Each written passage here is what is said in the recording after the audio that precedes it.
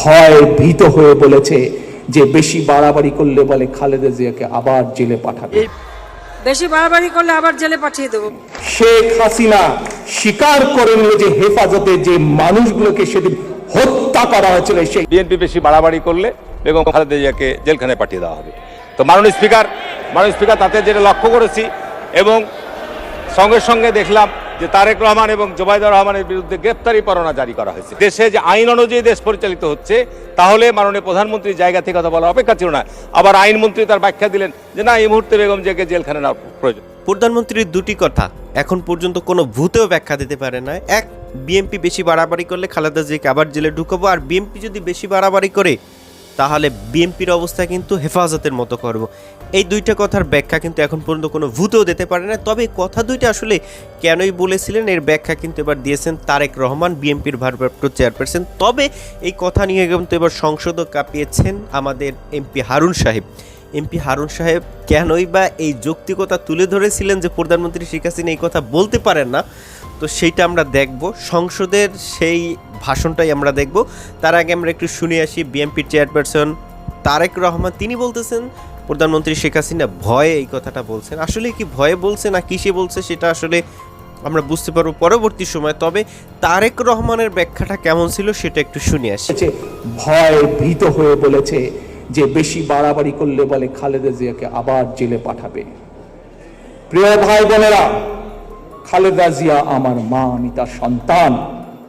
আজ শেখ হাসিনা যেই কথা বলেছে খালেদা জিয়াকে জেলে পাঠাবে, আজ আপনাদের সামনে এবং সোশ্যাল মিডিয়ার মাধ্যমে যারা সংযুক্ত আছেন প্রতিটি মানুষের কাছে আমি শুধু একটি কথা বলবো, শেখ হাসিনার এই জবাব আমি দেব না।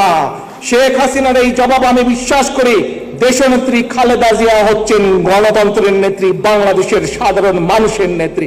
কাজেই হাসিনার এই কথার জবাব বাংলাদেশের মানুষ তাকে আমি দেব না, এই জবাব আমি দেব না।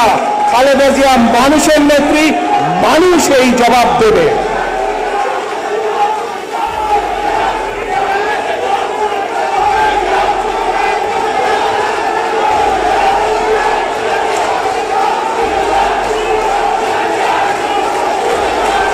ষড়যন্ত্রকারীরা হচ্ছে বাংলাদেশের বিপক্ষ শক্তি। আপনাদেরকে মনে রাখতে হবে, সমাবেশ করা মানেই কিন্তু আমাদের লক্ষ্য এখনো হাসিল হয়নি, অ্যাচিভ হয়নি। আমাদের আরো বহু দূর যেতে হবে, আরো বহু ষড়যন্ত্র হবে, বহু বিভ্রান্তি হবে। আপনাদেরকে এর জন্য প্রস্তুত থাকতে হবে বাংলাদেশের জনগণকে নিয়ে। যদি নিরপেক্ষ নির্বাচন চান, বাক স্বাধীনতা ফিরে পেতে চান, ভোটের অধিকার ফিরে পেতে চান, তাহলে আর কোনো পথ নেই। একটাই পথ, ফয়সালার একটাই পথ, নিরপেক্ষ ভোটের অধিকার আদায়ের ফয়সালার পথ একটাই। আজ জাতীয় বিপ্লব এবং সংহতি দিবসে আমাদের সেই শপথ নিতে হবে, বাংলাদেশের মানুষের ফয়সালা করতে হলে বাংলাদেশের ফয়সালা করতে হবে। আমাদেরকে কি বলতে হবে? বাংলাদেশ যাবে কোন পথে? ফয়সালা হবে রাজপথে। বিএনপির ভারপ্রাপ্ত চেয়ারপারসন তারেক রহমান বা তারেক জিয়া তিনি যে কথাগুলো বলছেন সে কথাগুলো আসলে কতটা যৌক্তিক কমেন্ট সেকশনে আপনি জানাবেন।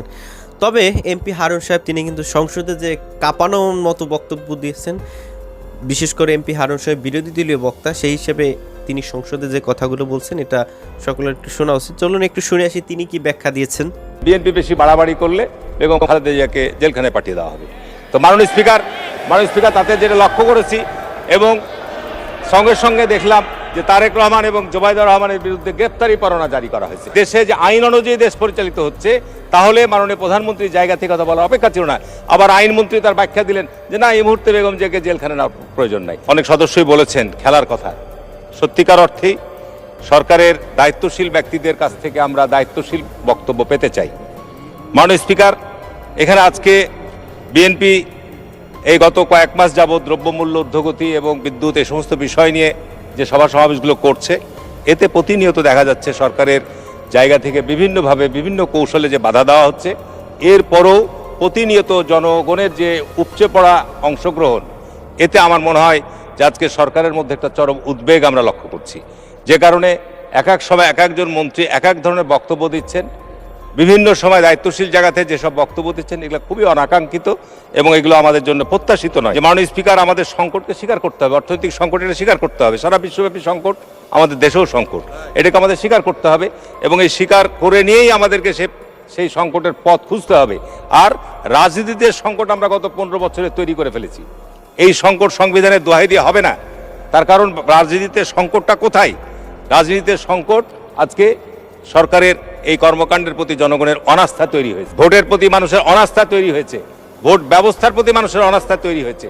এই সমস্ত কারণগুলোর জন্যই আজকে মানুষের মধ্যে যে ভয়ানক একটা মানে জন অসন্তোষ তৈরি হয়েছে, এইটির ব্যাপারে আজকে সরকারকে কিন্তু সাংঘাতিকভাবে গুরুত্ব দিতে হবে।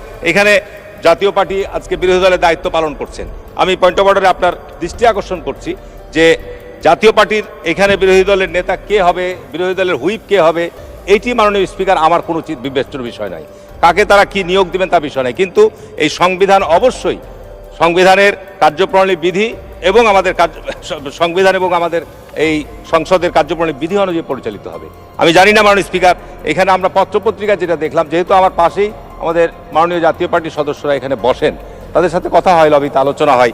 এখানে গত বেশ কিছুদিন আগে ওনারা ওনাদের নেতা নির্বাচিত করে আপনার কাছে পত্র দিয়ে এসছেন, ওনারা ওনাদের বক্তব্য দেবে। কিন্তু মাননীয় স্পিকার, এখানে বিরোধী দলের সংজ্ঞা দেওয়া আছে। শেষ করুন মাননীয় স্পিকার, মাননীয় স্পিকার, আমি বিষয়টা জানতে চাই আপনার কাছে, আমি আপনার কাছে জানতে চাই যে এখানে বিরোধী দলের নেতার সংজ্ঞা দেওয়া আছে, এই বিরোধী দলের সংজ্ঞার নেতায় আপনি এবারে ব্যাখ্যা দিন। তার কারণ আমি যেটা পত্রিকায় শুনলাম, মাননীয় স্পিকার, পত্রিকায় শুনলাম যে আপনি আশ্বাস দিয়েছেন। তো যাই হোক, আমার কথা হচ্ছে যে এখানে ওনাদের বিষয়, কিন্তু যেহেতু এটা পত্রপত্রিকা এসছে, গণমাধ্যমে এসছে এবং সংসদের আমি একজন সদস্য হিসাবে এটা আমার দায়িত্ব এবং সংবিধান এবং কার্যপ্রণালী বিধি অনুযায়ী যে সংসদ পরিচালিত হচ্ছে এটি বিষয়ে আপনি নিশ্চিত করবেন, অসুবিধা নাই। আমি যে সর্বশেষ যে বিষয়টি বলবো মাননীয় স্পিকার, সবচেয়ে উদ্বেগের মাননীয় প্রধানমন্ত্রী এখানে উপস্থিত আছেন। উনি গত পরশুদিন একটা সেমিনার আলোচনায় গিয়ে বললেন যে বিএনপি বেশি বাড়াবাড়ি করলে বেগম খালেদা জিয়াকে জেলখানায় পাঠিয়ে দেওয়া হবে।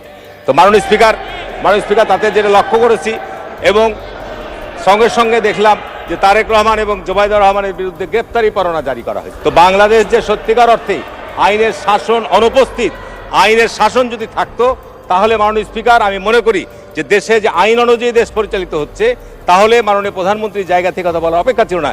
আবার আইনমন্ত্রী তার ব্যাখ্যা দিলেন যে না, এই মুহূর্তে বেগম জিয়াকে জেলখানে নেওয়ার প্রয়োজন নাই। বিষয়গুলো মাননীয় প্রধানমন্ত্রী অনেক সময় বলে, এর আগে একবার বলেছেন যে পদ্মা সেতুতে টুপ করে। দিন শেষে আমরা বলতে চাই, প্রধানমন্ত্রী শেখ হাসিনা তিনি যে কথা দিয়েছেন এর ব্যাখ্যা প্রধানমন্ত্রী শেখ হাসিনা নিজে দিলেই খুব সুন্দর হয়।